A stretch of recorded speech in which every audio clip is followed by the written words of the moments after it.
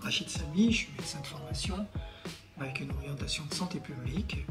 et je suis actuellement professeur émérite de santé publique à l'Université de Bordeaux,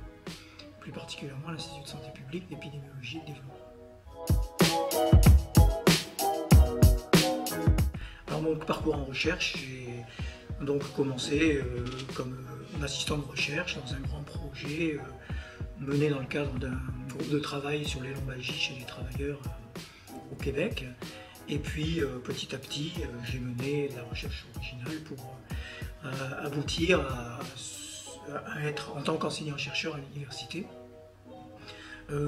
rattaché à des unités INSERM, ce que je suis encore. Je suis rattaché à un centre de recherche INSERM en santé des populations à Bordeaux. Alors ma formation de médecin impose qu'on fasse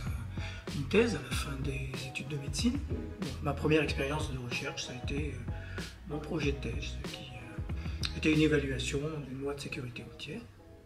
J'étais initié à la recherche. Et puis ma formation spécialisée en santé publique, que j'ai menée d'abord au Canada et ensuite aux États-Unis, m'a impliqué dans des projets de recherche très rapidement,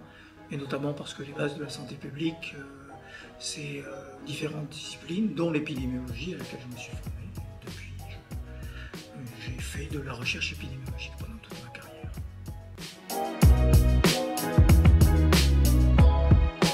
Alors dans le cadre de différents groupes de travail avec des Canadiens, sur d'abord les lombalgies chez les travailleurs, puis sur les cervicalgies, le whiplash, et d'autres, eh bien, une des professions représentées dans ces groupes de travail était la chiropratie, et c'est comme ça que j'ai rencontré pour la première fois des chiropracteurs. D'abord, je continue à avoir soit des activités de formation, notamment la lecture critique, l'utilisation des données scientifiques pour la pratique médicale ou la pratique de santé publique, avec des collègues chiropracteurs, en France ou au Canada, et soit dans le cadre de projets de recherche avec ces mêmes collègues. Et puis actuellement, je suis président du conseil scientifique de l'Institut franco-européen de chiropratie. Alors mes thématiques de recherche, outre le fait que j'ai travaillé sur les lombalgies et les cervicalgies, j'ai beaucoup travaillé sur la traumatologie en général, sécurité routière, maltraitance de l'enfant et autres traumatismes. Et puis je m'intéresse aussi beaucoup à la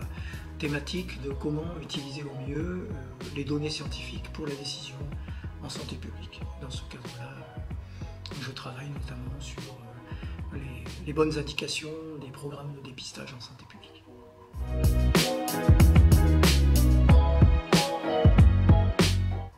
Je pense que tous les travaux qui ont été menés sur les indications de la chirurgie en cas de problème de la colonne vertébrale font changer la vision de la prise en charge des personnes souffrant de lombalgie chronique notamment, et ont permis de montrer que les indications et les limites de la chirurgie, mais également la place que pouvaient prendre des prises en charge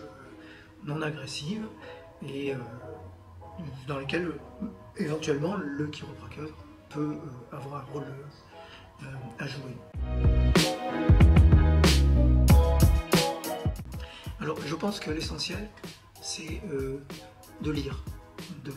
continuer à lire, de se mettre dans une vision de formation continue dans laquelle on va essayer de suivre qu'est-ce qui se fait en recherche et comment la recherche peut nous donner des idées nouvelles pour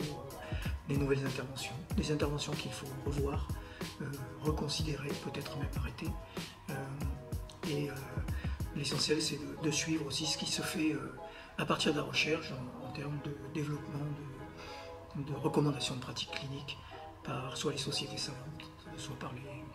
les institutions plus officielles, comme en France, la Autorité de santé, qui nous fait des bilans sur ce que la recherche apporte et comment ça peut impliquer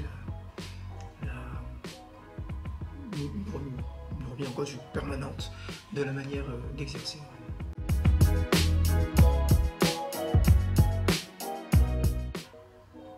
Je pense que, quelle que soit la discipline, quelle que soit la profession, de promouvoir au sein de cette profession et de cette pratique des activités de recherche et à même de permettre que la recherche fournisse des données nouvelles qui soient adaptées au type de pratique. Donc on peut se voir comme un clinicien de première ligne dans lequel notre rôle fondamental, c'est prendre en charge les patients, mais je pense que c'est important de voir que le recueil de données que l'on peut faire sur nos pratiques et la participation à la recherche peut amener à rendre plus pertinente la production de données probantes. Et dans la deuxième partie de ma réponse, je voudrais insister sur le fait que de toute façon, toute pratique doit être fondée sur les données probantes. Et donc c'est notre rôle, que l'on soit chercheur, que l'on soit praticien, de contribuer à ce processus de données probantes. Et je pense que en tant que collectif d'une profession, les chiropracteurs doivent s'approprier cette notion et dire que c'est sous leur responsabilité que doit être produit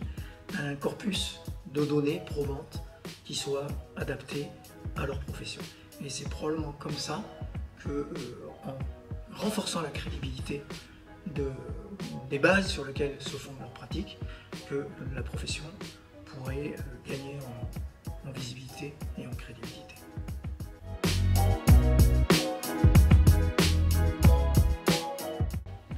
Alors, c'est difficile de prédire quelle sera la place de la chiropraxie dans le futur, étant donné le contexte juridique, réglementaire, qui positionne très clairement la profession, et un petit peu en dehors du système de prise en charge principal des troubles musculo-squelettiques. Donc on peut espérer que si la chiropraxie continue à développer de la recherche pertinente, montrant l'efficacité, la sécurité de cette prise en charge, que ça puisse évoluer vers une reconnaissance de la profession comme un acteur potentiel de première ligne, reconnu, éventuellement pris en charge par l'assurance maladie, dans l'ensemble des professions qui sont susceptibles de prendre en charge ces patients.